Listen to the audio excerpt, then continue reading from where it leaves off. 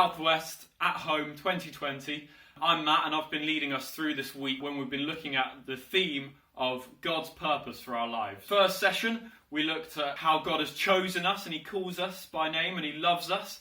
And last session, we looked at what it means for God to have a good plan for our lives and what that means for us.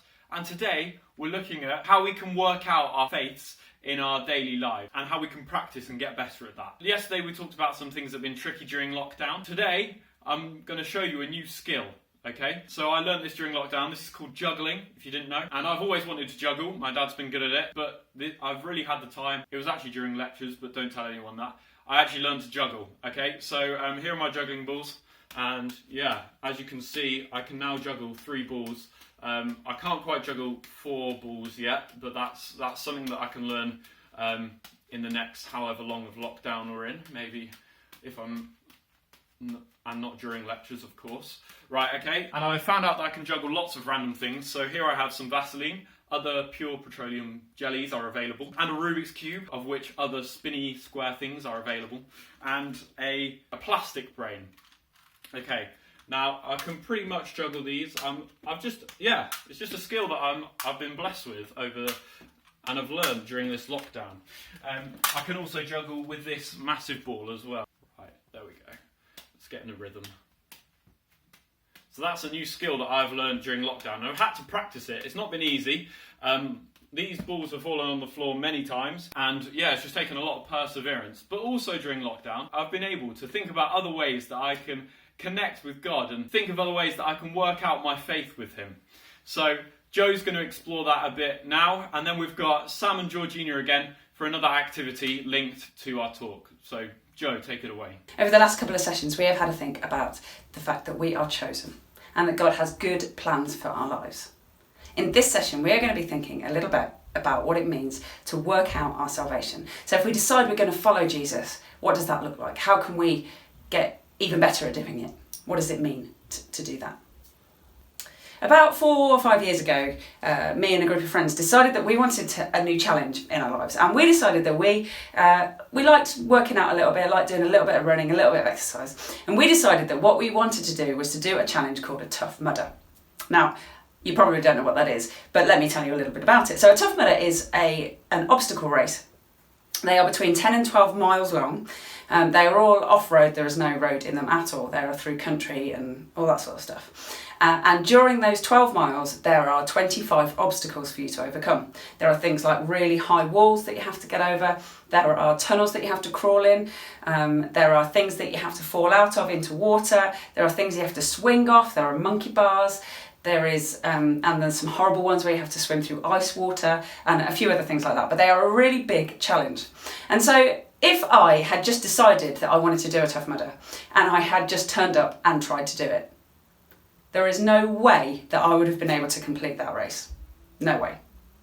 There are a few things that I needed to do to enable me and my team to get through that race. So I particularly like these. I don't know if anyone else likes them. Me and my son and my husband particularly like these. And when I decided I was going to do a Tough Mudder, I swapped out these for something a little bit more like this. This is just nuts and natural flavourings. A bit more healthy, still tasty. And I started to eat a bit more of this stuff and a bit more of these and got rid of the biscuits in my life. And actually that was step one in helping me become more healthy and help me to train more effectively. The other thing that I committed to doing was a training program. So I set up myself a program, and 5 out of 7 days I did either a run or some weights to try and build up some strength and to try and get myself ready for the challenge that was ahead. About 6 months after deciding to do it, with all of those things put in place and working together as a team, we did some team building activities as well.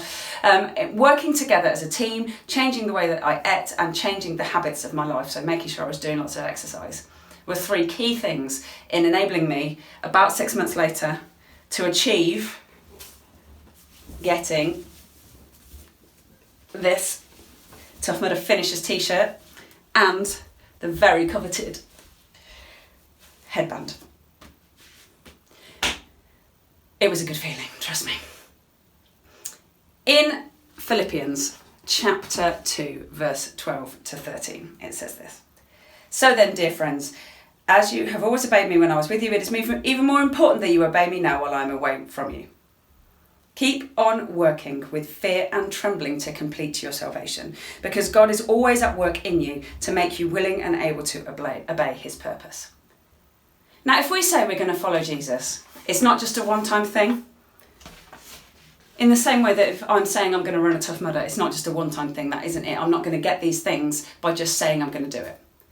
We have to keep working it out. And the healthy habits that we can follow when we want to work out our salvation, work out what it means to be a follower of Jesus, are things like teamwork, community, church.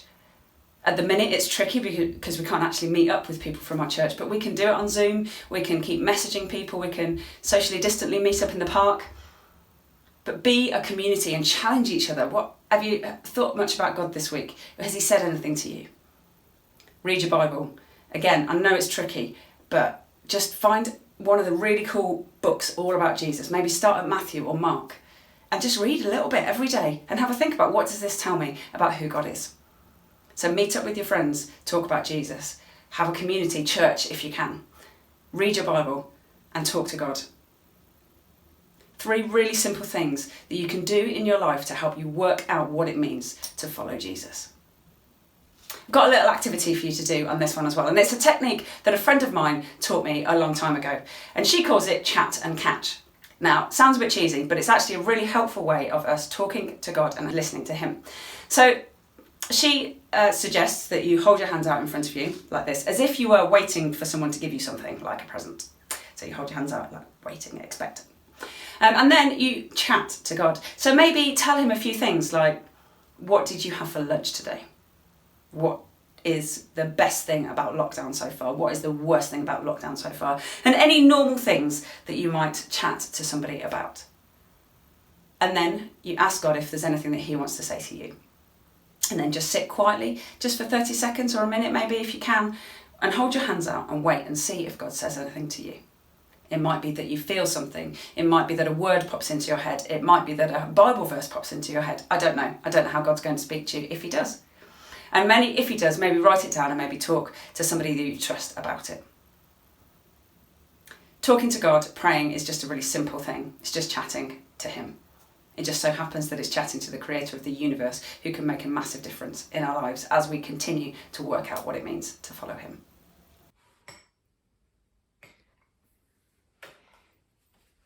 Hang on. I thought we were getting together to talk about some healthy habits. Oops, sorry.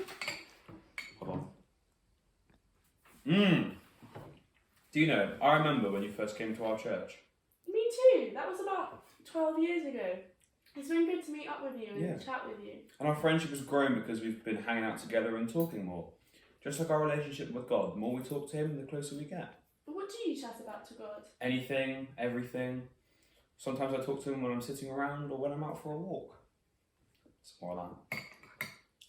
Thanks very much, everyone. And we're coming to the end of session 3 again today. And again, I've got a few questions that I'd like you to think about and discuss in your groups. In your groups, think about things that you like to do. What are your favourite things to do? Do you like looking at things, or do you like doing things with your hands? Do you like listening to things? And think of different ways that could allow you to connect with God in your groups with your leader.